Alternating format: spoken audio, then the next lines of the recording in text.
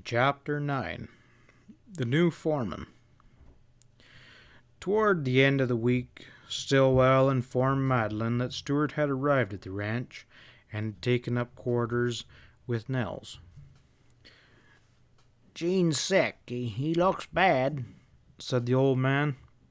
"He's so weak and shaky he can hardly lift a cup. Nels says that Gene has had some bad spells. A little liquor would likely straighten him up now, but Nels can't force him to drink a drop, and he's had to sneak some liquor into his coffee. Well, I think we'll pull Gene through. He's forgotten a lot. I was going to tell him what he did to me up in Rodeo, but I know if he'd believe it, he'd be sicker than he is. Gene, he's be losing his mind, or he's got something powerfully strange upon it." From that time, Stillwell, who evidently found Madeline his most sympathetic listener, unburdened himself daily of his hopes and fears and conjectures. Stuart was really ill. It became necessary to send Link Stevens for a physician. Then Stuart began slowly to mend and presently was able to get up and about. Stillwell said the cowboy lacked interest and seemed to be a broken man. This statement, however, the old man modified as Stuart continued to improve. And then, presently, it was a good augury of Stuart's progress that the cowboys once more looked up to the teasing relation which had been characteristic of them before his illness. A cowboy was indeed at a sorts when he could not vent his particular humor on somebody or something. Stuart had evidently become a broad target for their badinage. "Well, the boys are sure after Gene," said Stillwell with his huge smile. "Joshing him all the time about how he sits around and hangs about and loafs just be getting a glimpse of you, Miss Majesty. Sure, all the boys have a pretty bad case over their pretty boss, but none of them is a marker to Gene. He's got her so bad, Miss Majesty, that he actually don't know they was joshing him. It's amazing and strange thing I've ever done seen.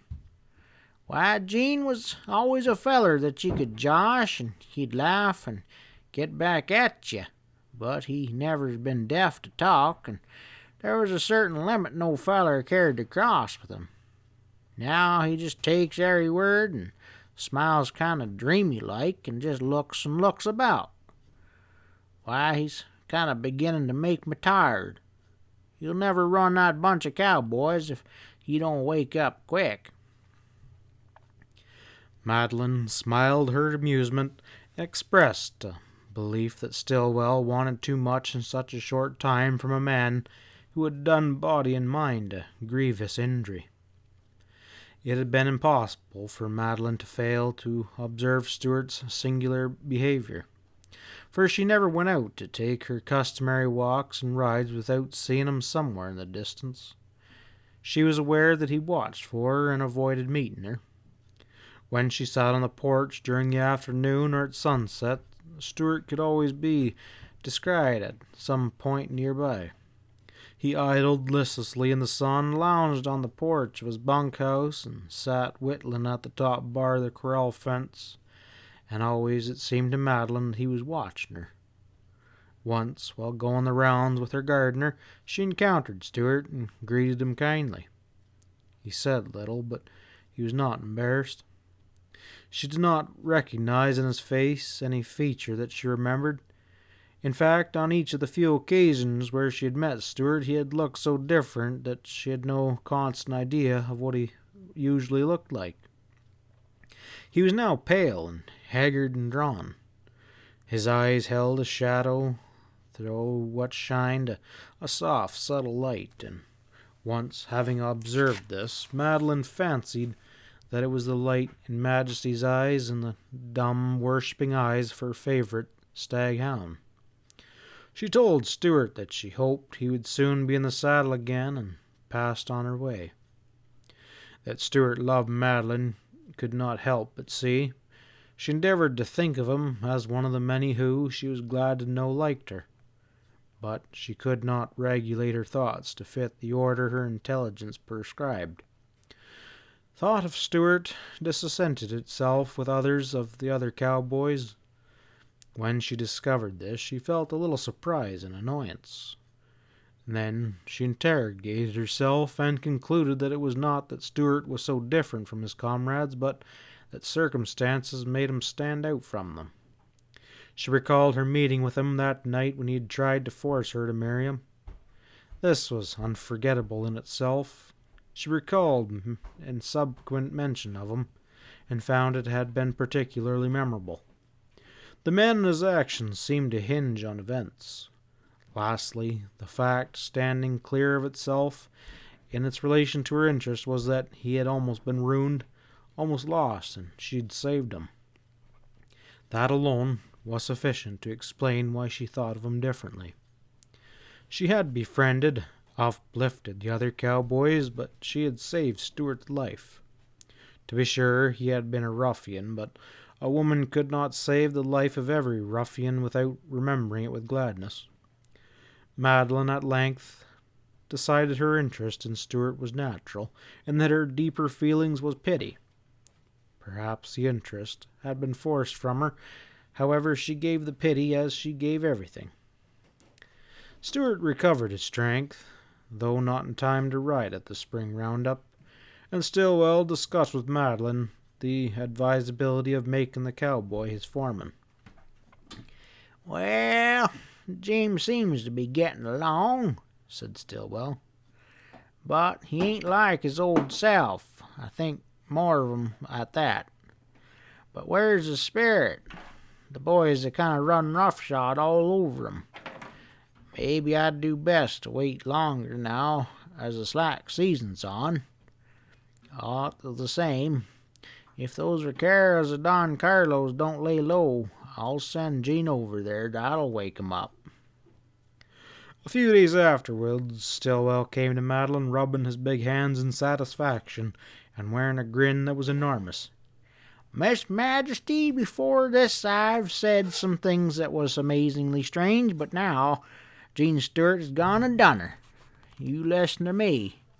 Them greasers down on our slope have been getting kind of prosperous. They're growing like bad weeds, and they got a new padre, the little old fella from El Cajon, Padre Marcos. Well, this was all right, all the boys thought except Gene, and he got blacker'n thunder and roared round like a dehorned barrel. I was sure glad to see he could get mad again. Then Gene heads on down the slope for that there church, and Nels and me follered him, thinking he might have been took sudden with a crazy spell or something. He hasn't never been just right yet since he left off drinking. Well, we run into him coming out of the church. We was never so dumbfounded in our lives. Gene was crazy, all right. He sure had himself a spell. But it was the kind of spell he had that paralyzed us. He walked and ran right past us at a streak, and we follered, but we couldn't catch him. We heard him laugh, the strangest laugh you ever did hear. You'd have thought the feller was suddenly made a king. He was like that feller who was tied in a buried sack and throwed into the sea, and cut his way out and swam to the island where the treasure was, and stood up a-yelling, 'The world to be mine.' Well, when we got up to his bunkhouse, he was gone, and he didn't come back all day and all night. Frankie Slade, who has a sharp tongue, says Gene had gone crazy for liquor, and that there was his finish. Well, Nels, he was worried, and I was sick. Well, this morning I went over to Nels' bunk, and some of the fellers was there all speculating about Gene. Then, big as life, Gene struts round the corner. He wasn't the same Gene. His eyes and face was kind of pale, and his eyes was burning like fire. He had that old mocking, cool smile, and something besides that I couldn't quite understand. Frankie Slade up and makes a remark, no worse than he's been making for days, and Gene tumbled him out of his chair and punched him good and walked all over him. Frankie wasn't hurt so much as he was bewildered. "Gene," he says, "what the hell struck you?" And Gene says, kind of sweet-like, "Frankie, you may be a nice feller when you're alone, but your talk is offensive to a gentleman." After that, what was said to Gene was with a nice smile. "Now, Miss Majesty, it's beyond me what to allow for Gene's sudden change. First off, I thought Padre Marcos had converted him. I actually thought that, but I reckon it's only Gene Stuart's come back. The old Gene Stuart, and then some. That's all I care about. I remember how I once told you that Gene Stuart was one of the last cowboys. Perhaps I should have said he is the last of my kind of cowboys. Well, Miss Majesty, you'll be appreciating of what I meant from now on." It was also beyond Madeline to account for Gene Stuart's antics and make an allowance for the old cattleman's fancy. She did not weigh his remarks very heavily. She guessed why Stuart might have been angry at the presence of Padre Marcos. Madeline supposed that it was rather an unusual circumstance for a cowboy to be converted to a religious belief, but it was possible. And she knew that religious fervor often manifested itself in extremes of feelings and actions. Most likely, in Stuart's case, his real manner had been both misunderstood and exaggerated. However, Madeline had a curious desire, which she did not wholly admit to herself, to see the cowboy and come to her own deductions. The opportunity did not present itself for nearly 2 weeks. Stuart had taken up his duties as foreman, and his activities were ceaseless. He had been absent most of the time, ranging down towards the Mexican line. When he returned, Stillwell sent for him. This was late in the afternoon of a day in the middle of April. Alfred and Florence were with Madeline on the porch. They saw the cowboy turn his horse over to one of the Mexican boys at the corral and then come with wary steps up to the house, beating the dust out of his gauntlets. Little streams of gray sand trickled from his sombrero as he removed it, and bowed to the women. Madeline saw the man she remembered, but with a singularly different aspect. His skin was brown, his eyes were piercing and dark and steady, and he carried himself erect. He seemed preoccupied, and there was not a trace of embarrassment in his manner. "Well, Gene, I'm sure glad to see ya," Stillwell was saying. "Where'd he be hailing from?" "Guadalupe Canyon," replied the cowboy. Stillwell whistled. "Way down there, huh? You don't mean you followed them horse tracks that far?" "All the way from Don Carlos Ranch across the Mexican line. I took Nick Steele with me. Nick's the best tracker in the outfit. This trail we were on led along the foothills of the valleys. First we thought whoever made it was hunting for water, but they passed by 2 ranches without watering. At Stilton's Wash they dug for water. And here they met a pack train of donkeys that come down the mountain trail. The burros were heavily loaded. Horse and burro tracks struck south from setting to the old California emigrant road. We followed the trail down to Guadalupe Canyon and across the border. On the way back, we stopped at Slaughter's Ranch where the United States Cavalry was camping. And there we met with the Pellicino Forest Reserve. If those fellows knew anything, they kept it to themselves, so we hit the trail alone for home." "Well, you reckon you know enough?" inquired Stillwell slowly. "I reckon I do," replied Stuart. "Well, out with it then," said Stillwell gruffly. "Miss Hammond can't be kept in the dark much longer. You make your report to her." The cowboy shifted his gaze to Madeline. He was cool, and he was slow. "We're losing a few cattle on the open range. night drives by vaqueros. Some of these cattle are driven across the valley, others up into the foothills. So far as I can find out, no cattle has been driven south. So this raiding is a blind to fool the cowboys. Don Carlos is a Mexican rebel. He located his ranch here a few years ago and pretended to raise cattle. All the time he's been smuggling arms and ammunition across the border. He was with Maduro against Diaz. Now he's against Maduro because he and all the rebels think Maduro failed to keep his promises. There'll be another revolution, and all the arms go from the states across the border. Those burros I told about were packing the contraband goods. This is a matter for the United States Cavalry. They're patrolling the border, said Alfred. They can't stop the smuggling of arms. Not down in that wild corner, replied Stuart. What is my duty? What has it to do with me? Inquired Madeline, somewhat perturbed. Well, Miss Majesty, I reckon ain't nothing to do with you, put in Stillwell.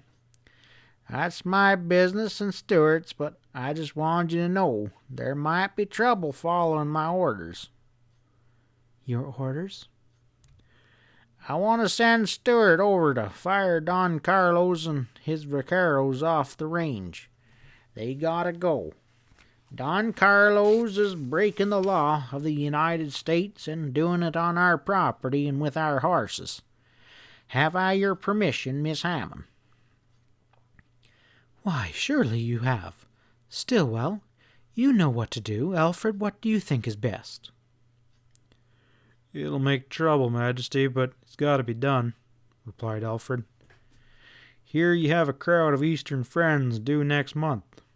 We want the range to ourselves then, but Stillwell, if you drive those vaqueros off, won't they hang around in the foothills? I declare they're a bad lot. Stillwell's mind was not at ease. He paced the porch with a frown clouding his brow. Jane, I reckon you got this greaser deal figured better than me, said Stillwell. Now what do you figure we ought to do? He'll have to be forced off, replied Stuart quietly. The Don's pretty slick, but his vaqueros are bad actors. It's just this way. Nels said the other day to me, Gene, I haven't packed a gun for years until lately, and it feels good whenever I meet any of them strange greasers. You see, Stillwell, Don Carlos has vaqueros coming and going all the time. They're guerrilla bands, that's all, and they're getting uglier. There have been several shooting scraps lately. A rancher named White who lives up the valley was badly hurt. It's only a matter of time till something stirs up the boys here. Stillwell, you know Nels and Monty and Nick. Sure, I know 'em, and you're not mentioning one more particular cowboy in the outfit, said Stillwell with a dry chuckle and a glance at Stuart. Madeline divined the covert meeting, and a slight thrill passed over her as if a cold wind had blown down from the hills. Stuart, I see you're carrying a gun, she said, pointing to a long black handle protruding from a sheath swinging low alongside his leather chaps. Yes, ma'am. Why do you carry it? She asked. Well, it's not a pretty gun and it's heavy.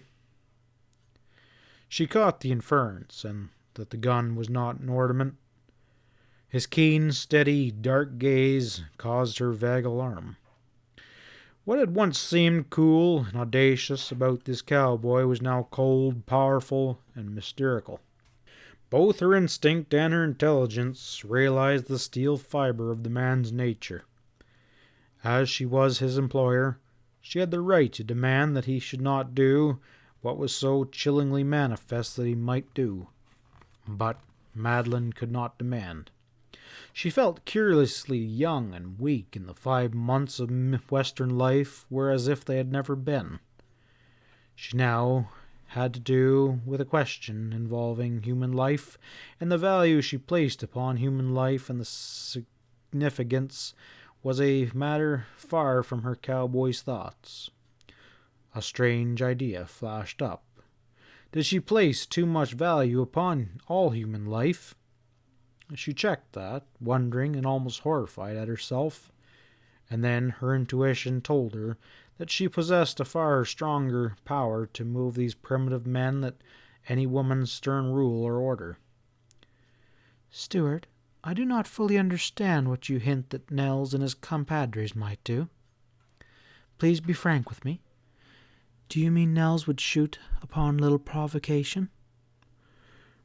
Miss Hammond, as far as Nels is concerned, shooting is now just a matter of his meeting Don Carlos Vaqueros. It's wonderful what Nels has stood against them, considering the Mexicans he's already killed. Already killed? Stuart, you're not in earnest? Cried Madeline, shocked. I am. Nels has seen a hard life along the Arizona border. He likes peace as well as any man, but a few years of that doesn't change what the early days made of him. As for Nick Steele and Monty, they're just bad men looking for trouble. And how about yourself, Stuart? Stillwell's remark was not lost upon me, said Madeline. Stuart did not reply. He looked at her in respectful silence. In her keen earnestness, Madeline saw beneath his cool exterior, and was all the more baffled. Was there a slight, mocking light in his eyes, or was that only her imagination? However, the cowboy's face was hard as flint. Stuart, I've come to love my ranch, said Madeline, and I care a great deal for my cowboys. It would be dreadful if any of them were to be killed. Miss Hammond, you've changed things considerably out here, but you cannot change these men. All that's needed to start them is a little trouble, and this Mexican Revolution is bound to make rough times along some of the wilder passes along the border. We're in the line, that's all, and the boys are stirred up. Very well, then. I must accept this inevitability. I am facing a rough time, and some of my cowboys cannot be checked much longer. But, Stuart, whatever you have been in the past, you have changed. She smiled at him, and her voice was singularly sweet and rich. Stillwell has so often referred to you as the last of his kind of cowboy. I have just a faint idea of what a wild life you've led. Perhaps that fits you to be a leader of such rough men. I am no judge of what a leader should do in this crisis. My cowboys are entitled to risk in my employ. My property is not safe. Perhaps my life even might be endangered. I want to rely upon you, since Stillwell believes, and I too, that you are a man for this place. I shall give you no orders, but is it too much to ask that you be my kind of cowboy? Madeline remembered Stuart's former brutality and shame and abject worship, and she measured the great change in him by the contrast afforded now in his dark, changeless, intent face. Miss Hammond, what kind of cowboy is that? He asked. I don't exactly know. It is that kind which I feel you might be. But I do know that in the problem at hand, I want your actions to be governed by reason and not passion. Human life is not for any man to sacrifice unless in self-defense or in protecting those dependent upon him.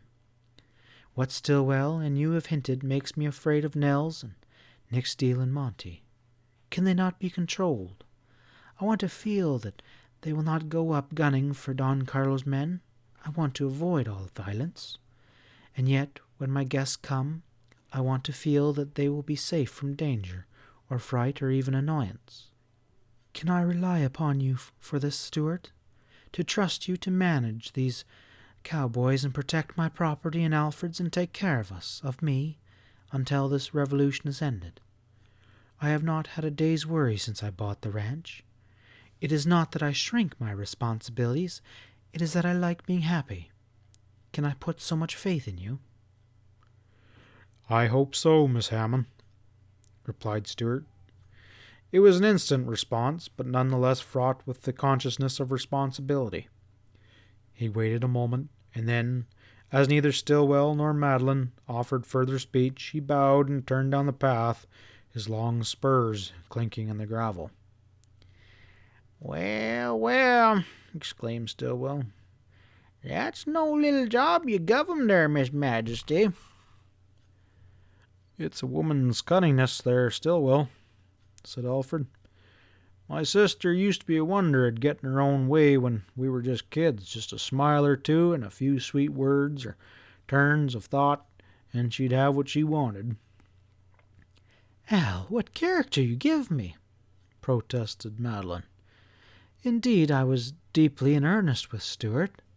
I do not understand just why, but I trust him. He seems like iron and steel.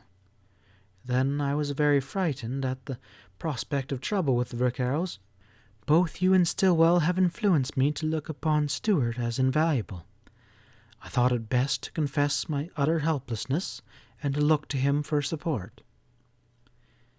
Majesty, whatever acquainted you, it was a stroke of diplomacy, replied her brother. Stuart has got good stuff in him. He was down and out. Well, he made a game fight and looks as if he'd win. Trusting him, giving him responsibility, relying upon him, was the surest way to strengthen his hold upon himself. Then, that little touch of sentiment about being your kind of cowboy and protecting you, well, if Gene Stuart doesn't develop into an Argus-eyed knight, I'd say I don't know cowboys. But, Majesty, remember, he's a composite of tiger breed and fork lightning, and don't imagine he'll have failed you if he gets into a fight. I'll sure tell you what Gene Stuart will do, said Florence. Don't I know cowboys? Why, they used to take me up on their horses when I was a baby. Gene will be the kind of cowboy your sister said he might be, but whatever that is, she may not know, and we may not guess, but he knows.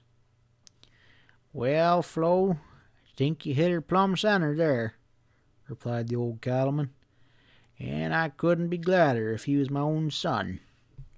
End of chapter 9.